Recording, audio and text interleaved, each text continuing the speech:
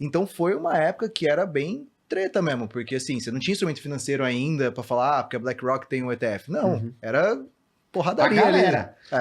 Então foi um quebra-pau danado. Tem computação quântica, sim, mas também tem outras críticas que a gente pode fazer. Por exemplo, muita gente de cripto, especialmente a galera mais ideológica, existem amantes de Bitcoin no nosso universo que são realmente, os caras são fervorosos, sacou? Parece que os caras são uma seita, um culto, uma igreja. Tem igreja, tem uma coisa bem louca. Assim, A seita que dói menos. Mas é uma cabecinha de Bitcoin. Não, cara, tem uns caras muito loucos, velho, muito doido. E muita gente em cripto tem essa visão que é uma herança do criptoanarquismo e se converte hoje para uma visão moderna de anarcocapitalismo, onde o Bitcoin vai destruir todos os bancos, destruir todos os governos e a gente vai ser catapultado para uma era utópica de anarquia capitalista. Ou a gente vai ter a hiperbitcoinização, que as moedas fiduciárias vão morrer e o Bitcoin vai ser a moeda de todo mundo em todos os lugares. Essa visão eu bato, eu não acho que ela é realizável. Eu não acho que o Bitcoin ele é imune a ser contaminado pela natureza humana e pelo mundo tradicional. Porque se a gente chega num ponto onde o Bitcoin começa a ser cada vez mais relevante e o Bitcoin está cada vez mais concentrado na mão dos ultra-ricos, a gente não vai ter uma sociedade mais justa. A gente vai ter uma outra forma de dominação econômica e social. Então o Bitcoin ele é muito interessante, mas eu não considero que ele é o resolvedor das mazelas econômicas e sociais, da desigualdade, ou vai catapultar uma era de utopia para ninguém. Né? Isso para mim é um engano. E a gente hoje tem, inclusive, no Bitcoin, um racha interno que eu também sou muito crítico a ele. Tem dois grupos hoje que estão brigando dentro do Bitcoin, tá? Os dois estão brigando entre si, ideologicamente falando. Tem um grupo que é mais old school, que eles querem o Bitcoin como dinheiro, como reserva de valor, Bitcoin como sistema econômico, e tem um outro grupo que gosta de ficar inventando coisa no Bitcoin. Eles querem usar o Bitcoin para armazenar figurinhas coloridas, querem usar o Bitcoin para criar novas moedas. Então você tem hoje uma moeda chamada, literalmente, cachorro vai para a lua. Esse é o nome da moeda. Dog to the moon. Né? Porque ir para a lua é ficar rico, né? Então é o cachorro que vai para a lua. É uma moeda criada no Bitcoin. Ela não é o Bitcoin, ela é criada... Assim? Cara, é uma gambiarra tecnológica que não vale a pena explicar aqui, mas os caras acharam um jeito de fazer uma gambiarra e usar o Bitcoin, ao invés de apenas para a finalidade contábil, financeira dos Bitcoins, usar essa máquina para criar novos sistemas em cima dela. E esses sistemas são extremamente especulativos. É criar figurinha colorida, é criar moedinha mágica, é criar pedrinhas que brilham e que você compra e elas dão dinheiro. E essa galera está discutindo. Qual é o futuro do Bitcoin? O Bitcoin ele é realmente um sistema financeiro contábil e ele tem que ser só o Bitcoin? Ou a gente tem que começar a flexibilizar o Bitcoin para você poder fazer o que quiser em cima dele? E isso é um racha que está dividindo a comunidade, até os caras mais antigos. Então, esse tipo de fragilidade, muitas vezes, pode ser irreconciliável. Em 2016, a gente teve um fenômeno que foi chamado do fenômeno do hard fork, que era quando teve uma discussão interna no Bitcoin, e eles queriam que o Bitcoin fosse mais rápido. Porque o Bitcoin ele é muito lento, tá? O Bitcoin faz ali 15 transações por segundo. Nunca vai se comparar com uma Visa, né? Com uma Master, que processa centenas de milhares. Então, como é que Bitcoin vai ser o dinheiro do mundo se ele faz 15 transações por segundo? Então, teve um grupo de pessoas que queria fazer o Bitcoin ficar mais rápido. Eles queriam acelerar a máquina. Vamos botar essa máquina para correr. Só que o problema é que se você põe a máquina para correr, ela fica menos segura. Então ela falou, não, a gente não pode colocar o Bitcoin para correr, o Bitcoin tem que ser mais seguro, a gente não pode sacrificar a segurança pela escalabilidade. Brigou, ficou irreconciliável.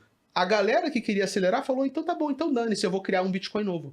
Aí eles criaram outro Bitcoin, que é bem acelerado, o chamado Bitcoin Cash, e durante um tempo o Bitcoin e o Bitcoin Cash concorreram entre si pelo título de quem é o verdadeiro Bitcoin. Essa época deu medo. Deu medo. Caralho. E tinha gente que falava, não, o Bitcoin Cash é o definitivo. Aí você tinha, eu sou time Bitcoin Cash, não, eu sou time Bitcoin original. E a gente não sabia quem que ia ganhar a batalha. Doideira, não, velho. e quem definia isso era o Twitter, cara. Era a galera então era a tretando lá o dia adoção, inteiro. era o que a galera ia adotar. Quem quer adotar, adotou. Então, assim, era uma porradaria. No Tinha uma final, o Bitcoin discussão ganhou. de se as corretoras iam dar suporte a um, a outro ou a ambos. E aí, uma das discussões era, cara, sabe, naquela época, a maior corretora, uma das maiores era a Bitfinex, ou a Poloniex. Puta, se eles falarem que o Bitcoin de verdade é o Bitcoin Cash, eles são, tipo, os KOLs ali, né? Os Key Opinion Leaders. Então, foi uma época que era bem treta mesmo, porque, assim, você não tinha instrumento financeiro ainda pra falar, porque a BlackRock tem um ETF. Não, era porradaria ali.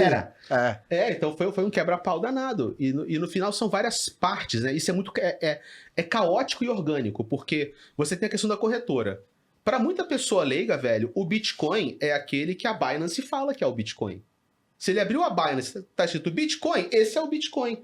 E se a Binance, num hard fork desse, apoia o outro lado e passa a chamar o outro de Bitcoin e o original de Bitcoin antigo, Bitcoin old? Então a galera vai na onda e vai achar que o Bitcoin é o novo. Por outro lado, todo aquele maquinário, que eu falei para você, esse maquinário todo, ele tem que escolher qual é a rede que eu vou operar. A nova ou a antiga? Então, cara, esse maquinário vai começar a se dividir. Aquela rede que atingiu o maior número de operadores de maquinário é a mais segura. Então, se ela é a mais segura, ela deveria ser considerada definitiva porque a outra é mais frágil ou não?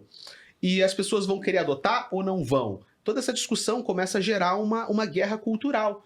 E o Bitcoin, justamente por ser descentralizado, ele é sujeito a isso. A uma guerra cultural, a uma guerra ideológica que, em alguns momentos, chega a quase que fraturar a comunidade ao meio. A questão é o quão esse setup é robusto para o futuro. A gente viu que... hein, cara?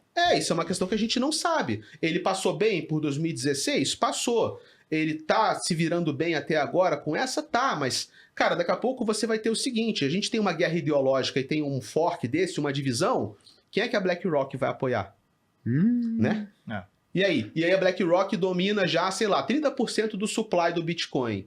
E se ela falar o seguinte, olha, nesse aqui eu vou travar o supply, nesse outro eu vou incentivar, ou o meu ETF só converte para esse, aquele ali eu estou ignorando, e as corretoras e as mineradoras. Então, o Bitcoin, ele depende de uma coisa que é muito assim, tipo Linux, velho, é open source. E isso tem tanto o lado bom quanto o lado ruim. O lado bom é, essa bagaça, até agora, não está sujeita aos ditames de nenhuma agenda particular. O Bitcoin não responde ao governo norte-americano, como não responde ao russo. Né? Mas no futuro, e se alguém tentar fazer um ataque cultural no Bitcoin? Dominar unidades de Bitcoin o suficiente, dominar grupos de mineradores o suficiente, ou dominar alianças o suficiente com corretoras e orquestrar um ataque, não um ataque no código-fonte, mas um ataque ideológico. Sim. Cara, não dá para descartar. Então, eu não considero que o Bitcoin ele é perfeito, que nem o pessoal que põe Bitcoin no pedestal. Não, para mim Bitcoin é um excelente exemplo de uma parada muito maneira que pode disruptar a ordem financeira global. Mas ele não é perfeito. Caralho. E o quanto ele é capaz de responder a isso e evoluir no futuro, a gente vai ter que realmente acompanhar no dia a dia e pagar para ver. Cenário hipotético. Vamos ver se isso é possível. BlackRock detém quanto hoje dos Bitcoins? Hoje todos os ETFs juntos correspondem a 5%. 6% de todos os Bitcoins. Um pouquinho mais de 1 milhão de Bitcoins. Vai aumentar. Vamos supor que ela chegue lá aos 20, 30%. Que é possível, certo? Isso é impressionante. Vamos lá, o ETF mais antigo tem quanto tempo? Um ano e... Não, todos, né? Não, é o seguinte, quase cara, iguais. Um ano e 6 meses. Eles foram aprovados todos juntos. Isso. Em janeiro do ano passado. É o ETF Spot, né? ETF à vista. 1 ano e 6 meses. Em 1 ano e 6 meses já tem 5%. Eles passaram agora bizarro. os ETFs combinados, eles têm mais do que o Satoshi. O Satoshi tem 1 milhão e 90 e poucos mil. E as principais operadoras são lá, as americanas, né? Os ETFs são americanos. BlackRock. A BlackRock é o maior, depois vem a Fidelity, se eu não me engano, a Vanek. Acho que Fidelity é o segundo. Uhum. Mas sim, BlackRock é disparado. É fora da curva. Mas a gente tava falando de... Os caras chegam e falam o seguinte, vê se eles têm poder. Pô, 20, 30% dos bitcoins em circulação. Cara, a gente quer mudar como o Bitcoin funciona.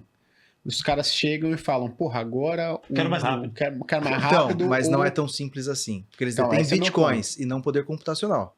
São duas coisas diferentes. Mas se o cara ele pode chegar e falar o seguinte, eu tenho 30%, meu amigo. Vamos descarregar essa porra aí, eu vender... Não, beleza. Ele pode manipular o mercado. Só que lembra uma coisa também. A BlackRock não é dona dos bitcoins e dos ETFs dela. É verdade. São os clientes que são. Pelo menos, o Bitcoin é lastro pro ETF, né? Se as regras do jogo do mercado financeiro americano forem seguidas, conforme a SEC coloca, não tem. Os donos são os próprios investidores, né? Tanto é que existe aquela discussão se, por exemplo, o investidor ele vai poder resgatar o Bitcoin da cota dele. Hoje não pode, mas é interessante que no futuro ele possa, para que ele possa não só, tipo, eu tenho uma cota do IBIT.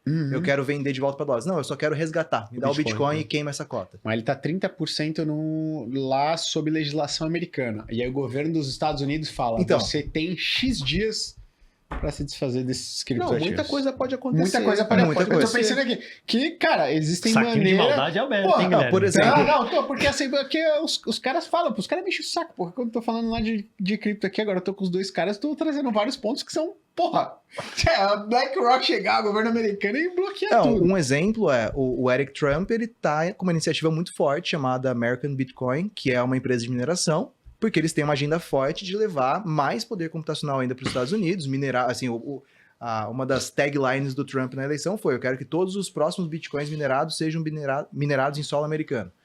Então, assim, é um jogo de poder, né? O Trump, ou o filho dele, pode chegar a dominar um hash rate muito alto a ponto de conseguir fazer alguma coisa da vontade dele. Mas, cara, esse é o lance, né? Hoje o Bitcoin é ordem de grandeza maior do que ele era 10 anos atrás. Sim. Então fica cada vez mais difícil e mais caro. Porque não é um negócio, eu quero Sim. e eu domino bastante. Eu né? quero, eu vou ter que tentar. Então você vai ter que tentar exercer influência, você vai ter que tentar chantagear alguém, ou você vai tentar subornar e comprar alguém. Só que seria não alguém, alguéns. E muitos alguéns. Porque você pode convencer os mineradores norte-americanos e os russos e chineses não concordam. E aí vai ter que ser o quê? Vai ter que dividir. E quando divide, velho, cada um vai ter que chamar força pro seu lado, né? E bem ou mal, essa é uma questão que o pessoal fala. De alguma forma, a rede vai se organizar. E alguma coisa vai sobreviver a essa conturbação toda. O problema é que enquanto isso acontece, o ativo pode sofrer com medo, pode ter pânico, pode ter fuga de capital. Se você for apostar all-in em um dos lados, tu pode apostar errado. Então, tipo, mantém nos dois ao mesmo tempo, espera virar, depois tu decide, entendeu? Mais uma, assim, só um risco que eu acho muito grande é o cara que olha pra isso e fala assim: puta, então não vou investir em Bitcoin, porque se tem esse risco, porque assim, sempre houve risco no Bitcoin. Se você falava isso em 2017, você perdeu uma alta de 1.000 para 100 mil. Então só não pode ser o risco paralisante, do tipo, eu não posso investir nisso porque não vai dar certo. E só se me convencer que é perfeito. Não, pô, não. Nada é perfeito. Nada é perfeito. Não, pô. e outra, né? Lá no fork, por Só exemplo, renda fixa. do Bitcoin Cash, Tô brincando. quem sabe, né? Mas quando aconteceu o Bitcoin Cash, eu como investidor, se eu tinha um Bitcoin, eu automaticamente tinha um Bitcoin Cash também. Porque Foi bom pra galera. Você copiou o código, né? Entendi. Então você copiou a blockchain, copiou os saldos. Copiou tudo. Então, pra mim, não é o fim do mundo. Tudo bem, se o Bitcoin original valer 0, agora o outro Bitcoin passa a valer o Bitcoin. Entendi. Então, assim, pra mim é uma soma 0 pra mais. Tá. No fim, eu vendi um pouquinho do Bitcoin Cash que eu tinha lá, lucrei, virou tipo um dividendo. Legal. O cara ganhou mais com a briga, né? Sim. A briga duplicou a rede, agora eu tenho Bitcoin Cara, do meu então, lado. você Olha que Briguem, maravilha. malditos. Briguem aí, me deem dinheiro. Briguem. Malditos. Façam clones dessa rede.